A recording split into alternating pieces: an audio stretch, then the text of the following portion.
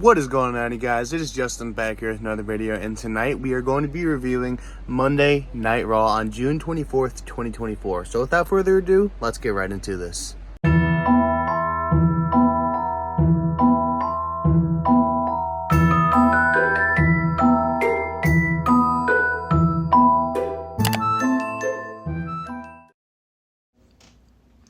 Alright, you guys, so we opened the show with Drew McIntyre.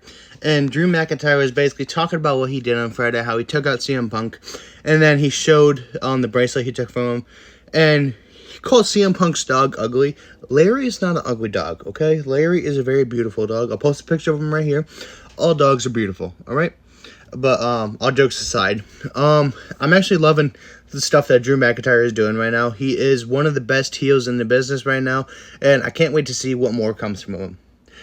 Next up, we had a Wyatt 6 recap from last week, and you know, out of all the negative comments like Jim Cornette and all these other people are saying, I think that this is one of the best things WWE is doing right now. Obviously, they're going to be saying that because they think WWE is just trying to make a penny off of Bray Wyatt's death. We all know WWE went to Bo and asked him if he wanted to do this. And he said yes, he wanted to honor his brother's legacy because who wouldn't? Alright, so next up, we had Braun Breaker versus Ludwig Kaiser. Awesome match. Braun Breaker, I want to see him versus Roman Reigns one day. This guy is going to be a star. Unfortunately, it ended in a DQ because Sheamus attacked Ludwig. And after that, Sheamus put Ludwig on his shoulders and Sheamus put Ludwig on his shoulders and Braun Breaker speared them both down, which is actually an awesome thing. Now, next, we continue on to this funny segment with the Judgment Day. You know, Priest comes in, he's basically telling Dominic, like, you need to clear everything up with Liv. Like, tell her you don't want her no more. Tell her you don't want anything to do with her. And then Dominic pulls up his phone. He's like, well, look at this picture she sent me last night. And ultimately, it was chalked up to be a naughty photo. That's why you could see Carlito making this face, which is actually pretty funny. But, yeah, all jokes aside, I'm loving the stuff they're doing with Liv Morgan and Dominic Mysterio and the Judgment Day. And I can't wait to see that confrontation against Liv and Dominic against Rhea when Rhea comes back. It's going to be so good. Next up, we have the triple threat match with Kairi Sane, Lyra Valkyria, and Shayna Baszler. Now, my pick to win was Shayna Baszler, but Lyra Valkyria won. And, hey, props to her. I cannot wait to see what more they do with her. She is an awesome talent, and yeah, very happy to see her getting pushed. Next up, we had a segment where Liv Morgan came out to the ring. She called Dominic. She wanted to talk to him, and ultimately, Zelina Vega interrupted, and she was like, you know what, I want a title match. I want it tonight. They didn't have it tonight, but I think it is scheduled for next week.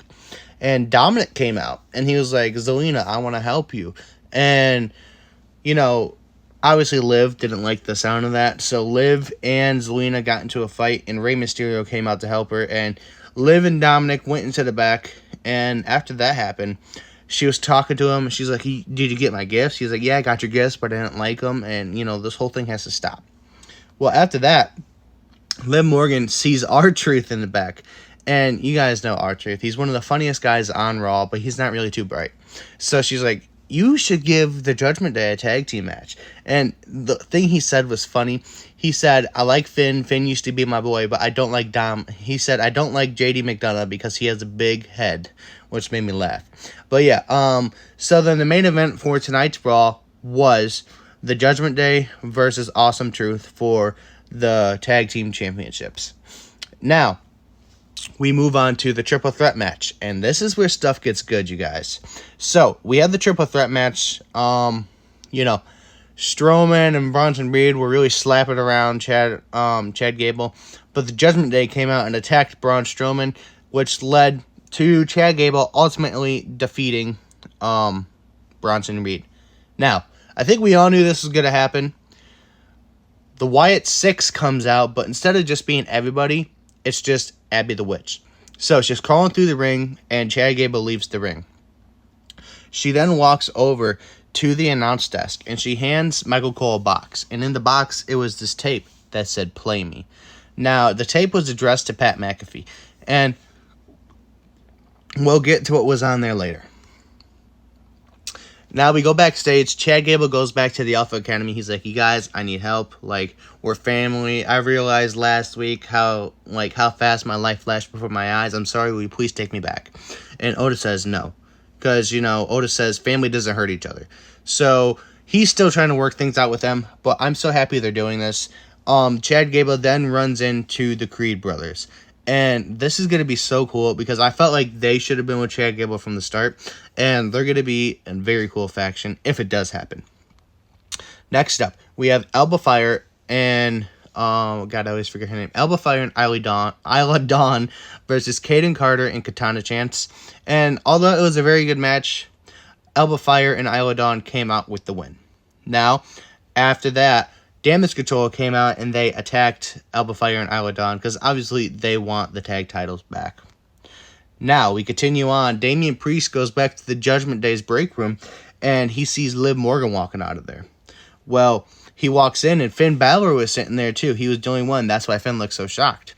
So Priest is like, "What the hell is going on, man? Like, I came in here to get my title because I'm going to go address Seth. And you're just sitting in here doing nothing." And Finn tells him how Liv has a title shot set up for him next week. And, Damian looks happy and he walks out. But then Finn rolls his eyes. So something's going to happen with them soon.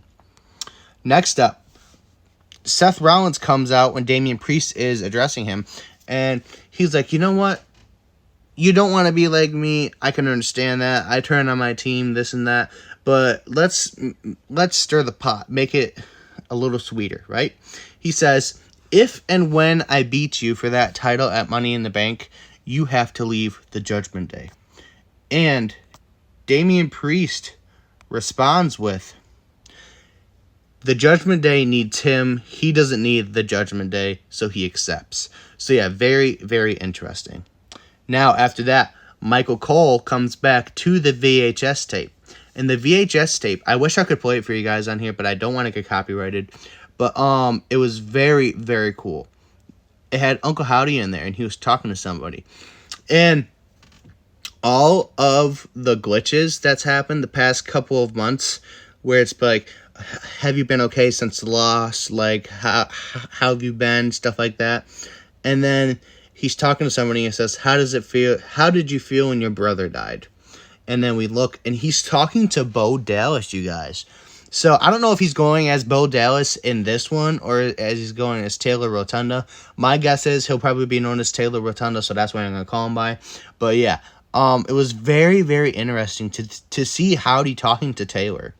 And, like, I think this is what Bray was aiming for with the whole Uncle Howdy thing.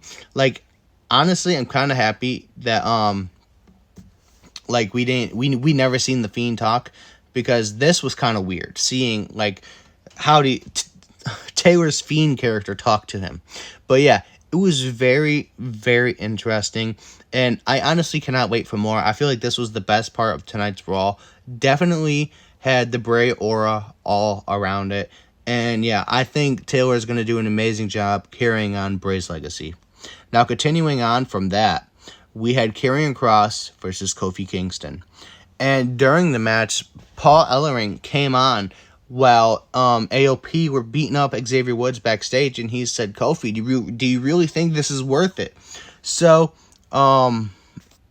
always, Kofi looks out for his brothers.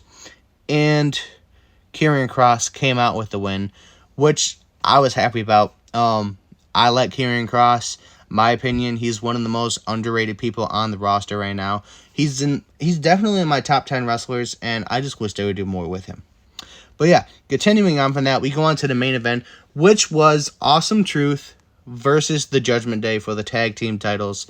And with the help of Liv Morgan, we got new tag team champions. So yeah, very, very interesting stuff, you guys. I really liked this episode of Raw tonight. It had a bunch of good stuff in it.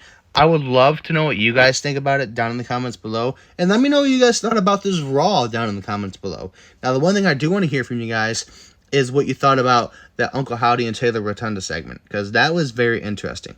But yeah, as always, you guys, stay groovy, stay safe, and keep your people safe. Remember, God is good all the time. It has been Justin, and I'm out. Peace.